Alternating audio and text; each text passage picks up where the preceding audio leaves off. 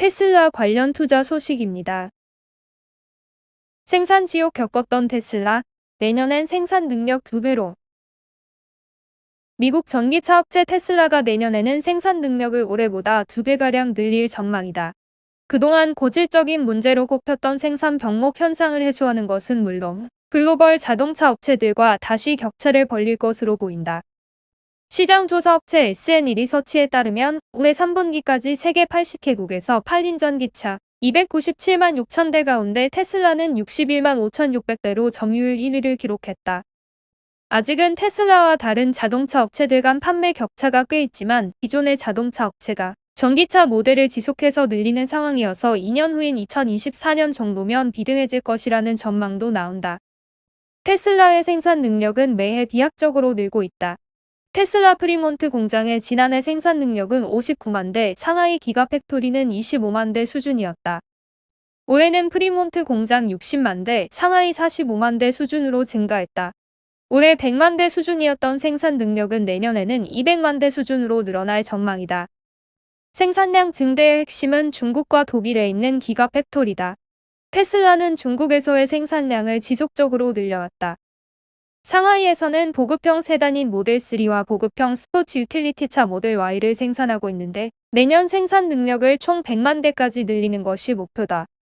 이달부터 확장 공사에 들어가 내년 상반기 안에 공사를 마칠 계획이며 이를 위해 4,000명의 신규 직원도 고용하기로 했다. 테슬라는 독일 베를린과 미국 텍사스에도 기가팩토리를 건설하고 있다. 독일 기가팩토리는 연간 50만 대 생산을 목표로 당초 이달부터 가동할 예정이었다.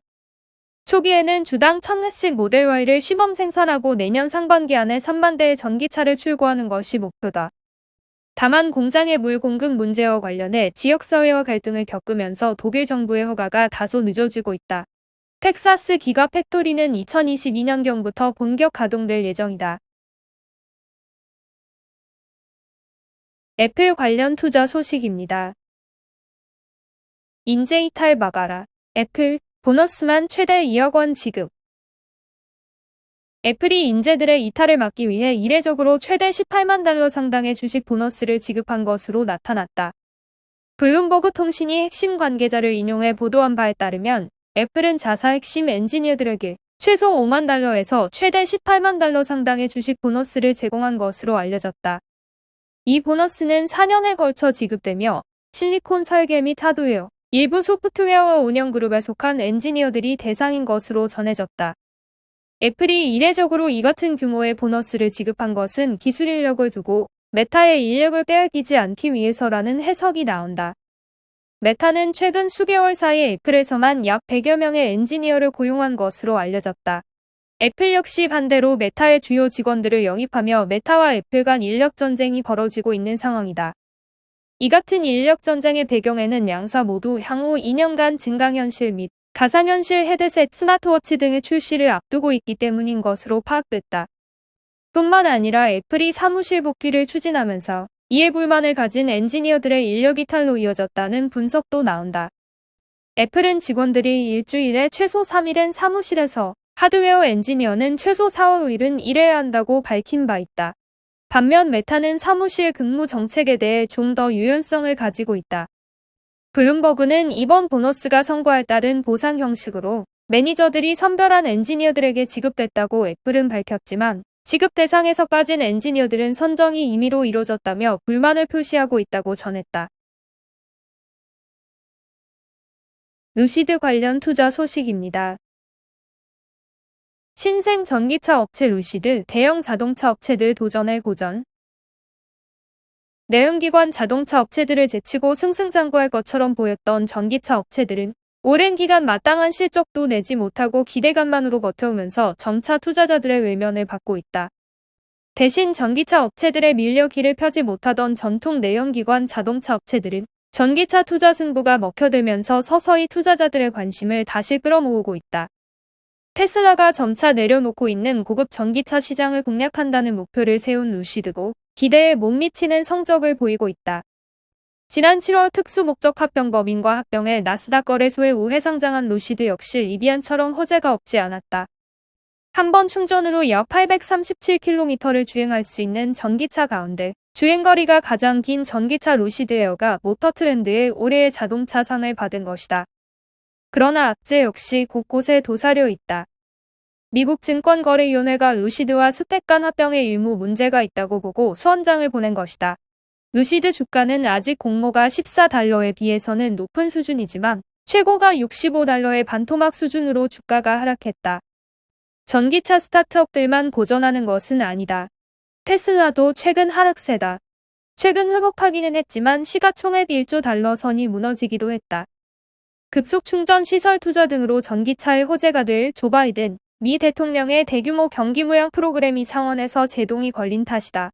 그러나 지난주 경기부 양책이 좌절되기 전부터도 전기차 업체들은 고전했다. CNN 비즈니스는 28일 폭스바겐, 토요타, 포드, 제너럴 모터스 등 기존 내연기관 전통 자동차 업체들이 전기차 추가 투자 계획을 지속적으로 공개하면서 순수 전기차 업체들이 고전하고 있다고 지적했다. 내연기관 자동차에서 전기차로 전환하는 과도기에도 안정적인 매출과 수익이 보장되는 기존 자동차 업체들의 투자자들이 눈을 돌리고 있기 때문이다. 또 전기차 경쟁에서 순수 전기차 업체들이 반드시 승리한다는 보장도 없기 때문에 전통 자동차 업체들은 서서히 실지를 만회하고 있다. 결국 제대로 된 성과를 내지 못하는 전기차 업체들은 오랜 기다림에 지친 투자자들의 위원을 받아 시장에서 도태될 가능성도 배제할 수 없게 된 것으로 보인다. 니오 관련 투자 소식입니다. 중국 핀버더 니오, 미국 떠나 홍콩에 재상장할 듯. 핀버더와 니오 등 중국 기업들이 디디 출싱에 이어 뉴욕 증시를 떠나 홍콩 증시 재상장을 추진할 가능성이 있다고 블룸버그 통신이 보도했다. 중국 당국이 자국 기업에 가하고 있는 규제 위협은 합산 시가총액 2천억 달러에 달하는 뉴욕 상장 중국 기업들이 회귀를 모색할 수도 있다는 것을 의미한다며 이같이 전했다. 블룸버그는 미국이 중국 기업의 정보 공개 의무를 강화하고 중국이 안보를 이유로 중국 기업의 미국 상장을 철회하도록 압박하면서 뉴욕 상장 중국 기업들의 증시 의기가 뜨거운 화두가 되고 있다고 설명했다. 그러면서 홍콩 증시 상장은 글로벌 투자자들의 접근성을 보장하면서 중국 본토 상장보다 간단하고 빠르다는 이점이 있다고 말했다. 블룸버그는 전자상거래 업체인 핀버더와 전기차 업체 니오가 홍콩이나 중국 본토 증시로 옮겨갈 가능성이 가장 높은 기업이라고 지목했다. 2018년 뉴욕 증시에 상장한 핀버더는 중국 기업 가운데 시가총액이 723억 달러로 가장 많다. 핀버더는 현재 뉴욕 증시에서만 거래되고 있다.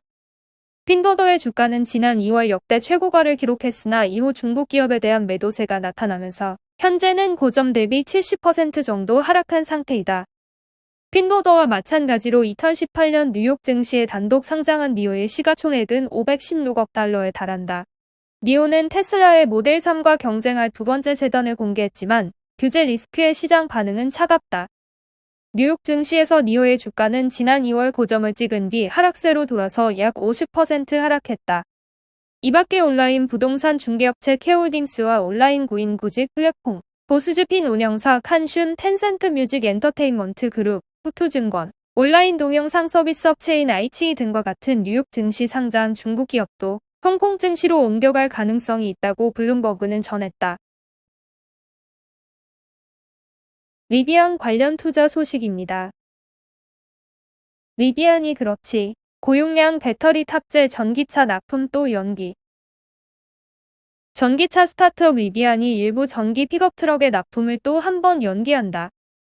엔가젯에 따르면 리비안의 CEO RJ 스카린지는 최근 계약자들에게 전기 맥스 팩을 장착한 전기차의 납품이 2023년으로 미뤄진다고 이메일을 통해 전했다. 맥스팩은 400마일 이상의 주행거리를 보장하는 고용량 배터리다. 이메일에 따르면 지난 15일 기준 미국과 캐나다의 전기차 아런티와 아런S의 사전 주문량은 7만 1000대를 기록했다. 이 중 20%의 차량에 맥스팩 옵션이 탑재됐다. 리비안은 차량을 더 빨리 받고 싶다면 옵션을 변경할 수 있다고 안내했다. 리비안은 전기 픽업 트럭 아런티와 전기 SUV 아런S의 105kW시, 135kW, 180kW시 총 3가지 배터리팩 옵션을 제공하고 있다. 리비안이 전기차 연기 소식을 전한 것은 이번이 처음이 아니다. 아론티는 2020년에 출고될 예정이었으나 2021년 9월로 이미 한 차례 연기된 바 있다. 팬데믹 여파로 인한 반도체 칩 대란도 문제지만 리비안이 현재 전기차를 양산할 능력도 높지 않다는 것이 CNBC의 평가다. 리비안은 생산 능력을 강화하기 위해 조지아주에 새로운 공장을 세울 계획이지만 이 또한 2024년에 완성될 전망이다. 리비안이 내놓은 전망에 비해 실적은 저조하다. 리비안은 아론티와 아론S의 올해 목표 생산량을 1200대로 제시했으나 지난 16일 발표한 자료에 따르면 올해 리비안이 생산한 전기차는 652대, 이 중 386대가 소비자에게 인도됐다.